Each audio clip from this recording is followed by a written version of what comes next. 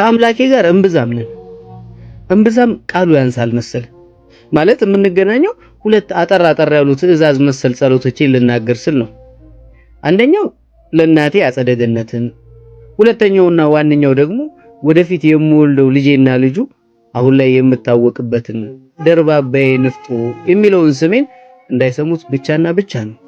እኩለ ሌሊት የደርባባዬን ስም እየጠራው አፍንጫዬ መቆጣጠር ያቃተውን ነገር ችላ እያልኩ ማልቀስ መታወቂያዬ ነው። አሁንማ የሰፈር ሰው እንደ ምልክት መጠቀም ጀምሯል። እና እስኪ ጎሽ ደርባባዬ ንፍጦ ሰክሮ የሚያድርበት ቱቦ አጠገብ ካለው ሱቅ ገዝተና ይባላል።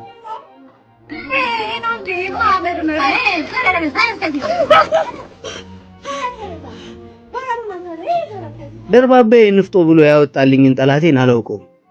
ብቻ ግን ሲጠሩኝ መዞር ጀምሬያለሁ። ማፍቀር፣ አፍቅሮ መሰቃየት፣ አንድን ሰው ነፍሱ እስኪጠፋ መውደድ እንደ ኃጢአት የሚቆጠርበት ዓለም ላይ ሆኜ የኔ ደርባባዬን ማምለክ የኔ ደርባባዬን ብዬ ራሴን መጣሌ እነሱ ጋር ሲደርስ ቀልድ ነው። ያሰራሰልኩሽ ከንፈሬን ሳይከው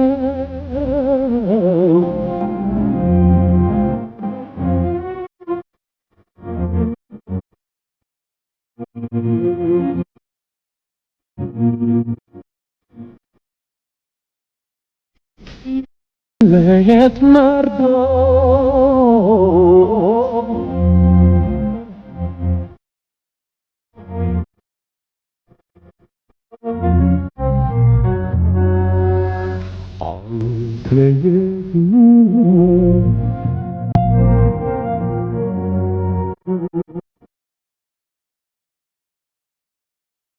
አካሉ ተነስ፣ ምትወደውን ገሰት ይላል።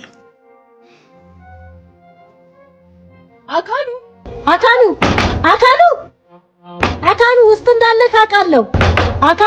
አካሉ እየሰማኝ ነው። ስማ አንተን እኮ ነው አይሰማም። ይኸውልህ ነገ ማከፍኝ ከአንተም በኋላ አውጥቼ የማወራወረልህ እሺ።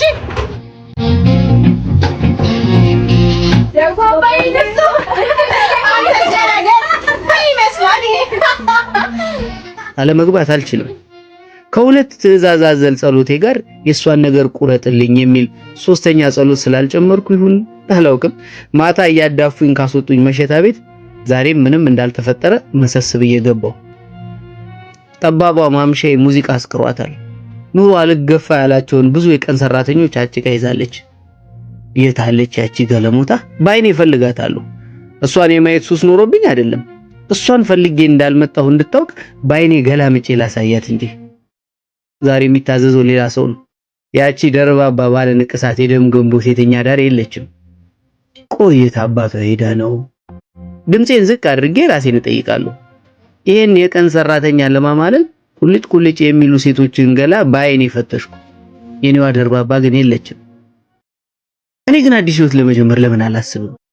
ለምን ከኔ አምና የምትቀበለኝን አልፈልግም? አሁን እቺ ምን ይወጣላታል? በርግጥ ትንሽ ጥርሷ 1/3 ውጪ ነው። በርግጥ አይኖቿ የባለ ሱቁን አወል አይኖች ይመስላሉ። በርግጥ ግን ቆያቺ ደርባባ ጋለሞታስ እግሯን አንሻፋ የቆመችውን አስተናጋጅ በምልክት ጠሯት። ያቺ ሴት የት ናት? የቷ? ያቺ እንዴ እኮ የቷ? የድሮ ጮኛህ ነው? ያቺ አትልከ ሀብታሙ በዴ ጋር። ሀብታሙ በዴ ልቤ አካባቢ ቀዘቀዘኝ። በድሉ ማለት ከዛ ሁሉ ቀን ሰራተኛ መሃል ሀብታሙ ነው። በነጫጭ የተደረደሩ ጥርሶቹ ያልተንበረከከ ሴተኛ ዳሬ የለችም። ከቀበሌ 3 እስከ ቀበሌ 7 ድረስ ሙሉ ሴቶች በድሉ ሲባል ያንዘረዝራቸዋል። የሰማይ አምላክ ጸሎቴን ስማ እንዴ ባካህ ድሬ ጥራኝ ከሀብታሙ በዴ እያሉ ይገጥሙለታል። ቆይ ግን ማን ነው ሀብታም ያደረገው? የሀብታም ቤት ዘበኛ ነው እንጂ ይሄ ዘበኛ አያት የኔን ደርባባ የኔን ባለ ንቅሳት እኔን ለመኖር እንድጓጓ አድርጋኝ የነበረች ንግስቴ ደሞ የኔ ይላለው እንዴ? እሷ የሁሉም ናት፣ የሁሉም ቀን ሰራተኛ። እዛ አንገት ላይ ጣቶቼን እንዳንሸራሽር የፈቀደችልኝ እኔ ብቻ ነበርኩ። ይሄ ሴት አውል ክፍለ ሀገር ያለው አጎቱ አንድ ነገር አድርጎለት ነው እንጂ ደርባባ በድሉን እንዴት ትወዷለች? የሀብታም ትራፊ እየበላ ሆዱ ሞላል እንጂ ሀብታሞቹ የጠበባቸውን ጨርቅ እየለበሰ አማረበት እንጂ ከኔ ከአካሉ ተሰማ እንግዱ በምን ይበልጣል? እኔ ግን ቆይ ክፍለ ሀገር ዘመድ የለኝም እንዴ? እውነትም እናቴ ብትሆን ጥላኝ ትሄድ ነበር። እናቴ ብትሆን የሚጎዳኝን እያወቀች የሌላ ሰው ትሆን ነበር። መተኪያ የሌለው የእናት ሞት ነው እንጂ። ድምፄን ከፍ አድርጌ ቆይ ምንድነው የማወራው? ሰክራለሁ እንዴ? እሺ የዛሬው ሳረቄ ለምንድነው ውሃ የሚለው? ይቺ ጋለሞታ ከዚህ ሴት አውል ጋር አሸሼ ገዳሜ ስትል አረቄ ማውጣት አቃታት አይደል? አካሉ ብቻ ማውራት ጀመርክ እንዴ? ዞር ያየው ግርማ ነው። ግርማ ግን ድሮም እንደዚህ ያስጠላል። አረቄው በጣም ቀጠና። የኔ ምንም አልሆንም እስኪ አንተን ብሎ በአንድ ትንፋሽ ጅው አድርጎ ከንፈሩን በእጁ ሞጀቀው። ቦክስ ልሰንዝር ይዣን ጥልጥያ አውጥቼ ይዋጣል ልበለው። ልክ ነህ ያንተ ቀጥኗል። እንካማ ቅመሳት ብድር የለ በመለስ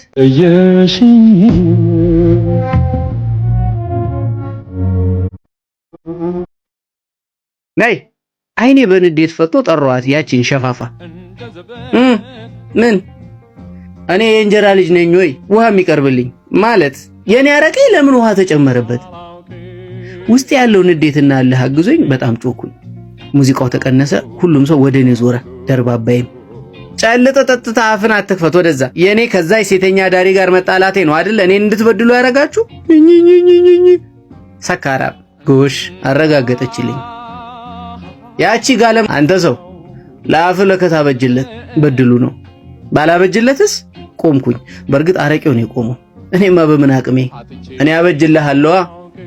እንግዲያውስ ያኔ ወንድ ከሴቱ ይለይለታል። ተጠጋሁት። አንተ ሰው አትነካካኝ፣ ኋላ ጉልቦታህን መጥቼ ያለ ዘር እንዳላስቀርህ። አይኖቹ ፈጠው እስኪ አንድ ቃል ተንፍስ የሚሉ ይመስላሉ። ደርባባዬ ፈርጣማ እጆቹን ይዛ ተበድልዋ ሰበብ ይሆንብሃል ስትለው ጆሮዬ ገባ። የጨጨሆ ገብርኤል አካሉዬ ለኔ ወንድ አንተ ብቻ ነህ ብላይ ነበርኩ።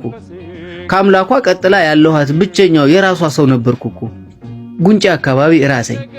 እንባዬ ያ ሁሉ ሰራተኛና ደርባባዬ ፊት አዋረደኝ። ወዲያው በለበስኩት ልብስ ጠርጌ አንተ ሴት አውል አላስጨረሰኝም። አንዳች ነገር ላይ ተከመረ። ለማርያም ዝክር የተጎዘጎሰው ቄጤማ ላይ ፊቴን ሸፍኜ ጥቅልል ብዬ ተኝቻለሁ። በድሉ መሰንዘሩን አላቆመም። አንዳንዴም እርግጫለሁ። ማገላገል የፈራ የቀን ሰራተኛ ከንፈሩን እየመጠጠ ያየኛል። በድሉ ግን አላሳዝነው። ድንገት ግን በመሃል የጠርሙስ ድምጽ ሰማሁ።